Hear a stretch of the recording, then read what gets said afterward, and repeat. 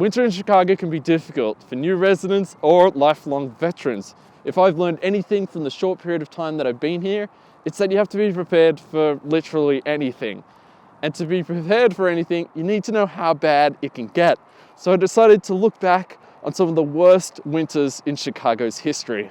In 1870, the US Army Signal Corps began measuring the weather, and in Chicago, the first ever weather office was established. Unfortunately, these records were destroyed in 1871 by the Chicago Fire, but since then we have been keeping track, so we have a good understanding of what an average Chicago winter is. The National Weather Service says that winter runs from December 1st to the end of February. Although winter weather will fall outside this range, this is the meteorological winter. During an average Chicago winter, you can expect a median temperature of 26 degrees Fahrenheit. Of course, that fluctuates. January is the coldest month and experiences the most snowfall. A normal Chicago winter averages 33 inches of snow.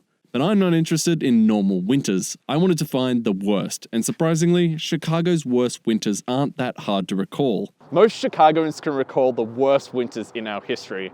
From the back-to-back brutal winters of the late 1970s to the 2013-2014 polar vortex, these events didn't happen that long ago. The polar vortex, a winter so cold Chicago became known as Triberia. With 67.4 inches of snowfall and an average temperature of 18.8 degrees, it was the most recent and third worst winter in Chicago's history. The meteorologist in charge at the Chicago office of the National Weather Service. He says December through February was the third coldest since 1871, and our official snow total of 79.1 inches at O'Hare is double the average. We've had basically the equivalent of 2 normal winter snowfall seasons in Chicago in one winter.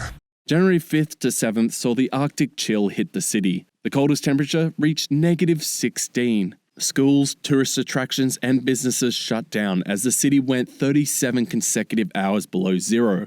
It was cold, but not the coldest Triberia has ever been. The winter temperatures can get very low, although I've found that Chicagoans don't really care about those numbers. The one number that they do care about is the wind chill. Wind chill is the perceived decrease in air temperature felt by the body on exposed skin due to the flow of air. Even a light breeze at 5 miles an hour can make it feel 10 degrees colder.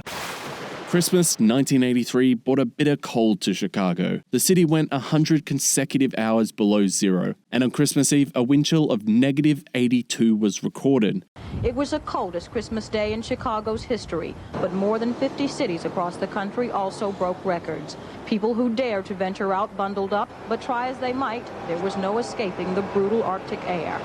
Nicknamed the Bone Chiller, February 24th had a low of -25 and a high of -11. On that day, Chicago recorded its coldest ever temperature and wind chill. The wind chill record still stands. However, in 1985, the mercury dropped to a new record low. Today, Chicago looked about as cold as it felt, with wind chill readings in the -60s, the kind of cold weather that is dangerous, freezing exposed skin in only a few minutes. That's why many downtown streets were virtually empty. Record-breaking low temperatures were reported in at least 18 states, from the Midwest to the Deep South, from 27 below zero in Chicago to only 7 above in Atlanta. The bitter cold temperatures are only half the battle. Snow can bring a city to a standstill, and in Chicago, snow can even cost the mayor their job. The 2011 Groundhog Day blizzard saw 20.2 inches of snowfall in 24 hours. The storm, which was called Snowocalypse, or occasionally Snowmageddon, created many problems, especially on... We were trapped on Lakeshore Drive for like 7 hours.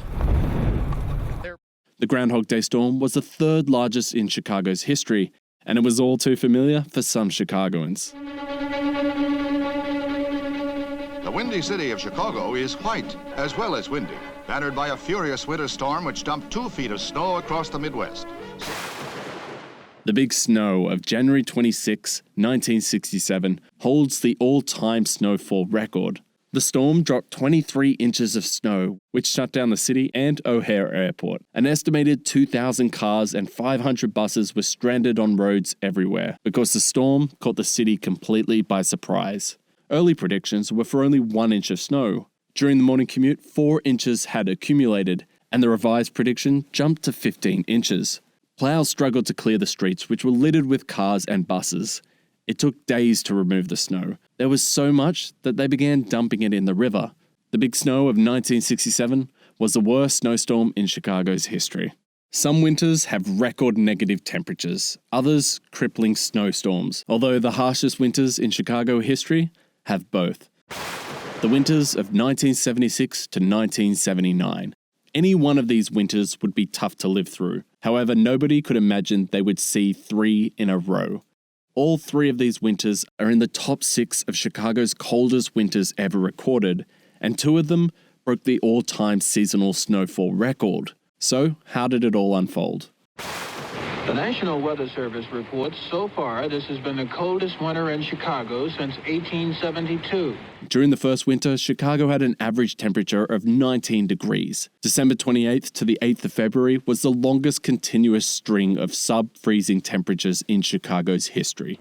It was a bit warmer in parts of the east today. In Chicago, for example, it was above freezing for the first time in 43 days. Making January of 77 the coldest ever recorded with an average temperature of 10.1 degrees. Yet another cold winter with an average of 19.1 degrees. Chicago's temperature dropped to 6 below zero overnight, with a wind chill factor of almost 50 below. Chicago had 71.2 inches of snow. It was a record. If the birds had gotten to Chicago today, they probably would have frozen to death. It snowed again this morning, setting a record. This is the snowiest winter in 107 years, since the Weather Bureau started keeping records again after the Chicago fire. And weatherman Jack Condon is just as tired of snow as everyone else. And this terrible winter became the worst in Chicago's history, a title that it wouldn't hold for very long. I can hardly wait till spring. I had enough this year, and I don't see snow for another 5 years. I wouldn't complain too much, I don't think. The Weather Bureau had predicted occasional light snow for Chicago and much of the Midwest today. That occasion lasted all day, and by late this afternoon, 6 to 12 inches of snow had fallen on parts of Iowa, Illinois, Michigan, and Indiana. Topping the snowfall record of last year by an additional 9 inches, this winter seemed to have it all. 80.6 inches of snow. In Chicago, the heavy snow began on Saturday. That night, the storm turned into a blizzard. When it stopped on Sunday, there were 21 inches of new snow, the second worst storm in Chicago history. O'Hare, the airport with a reputation for rarely closing, reopened this morning after a weekend of plowing. This afternoon, it started snowing again. The forecast, 1 to 3 more inches, and the possibility of another snowstorm beginning tomorrow night. Average temperatures of 18.4 degrees. This storm is moving out tonight, but below zero temperatures are moving in. That's all bad news for downtown merchants. They are upset because nearly deserted streets mean not much shopping and loss of money. And blizzards. This is how the continuing battle to find the pavement is going in Chicago. Last night, this year's third major storm hit. Today, a familiar scene, traffic barely moving. However, the city's snow command chief can't be blamed anymore because he's been demoted. There had been heavy criticism about the way he did his job. It became the worst winter in Chicago's history, shifting the previous winter to second place. This perfect combination of winter chaos began to take its toll on Mayor Bilandic. That after he paid $90,000 for a snow removal plan, when the snow came, he couldn't deal with it. Chicago politicians have weathered many storms, but not like this one. For a while, the city that works didn't. The record snows that covered Chicago uncovered the city's inability to cope with it, and much more. Mayor Michael Bilandic revealed the city paid one of his former colleagues $90,000 to draw up an emergency snow plan.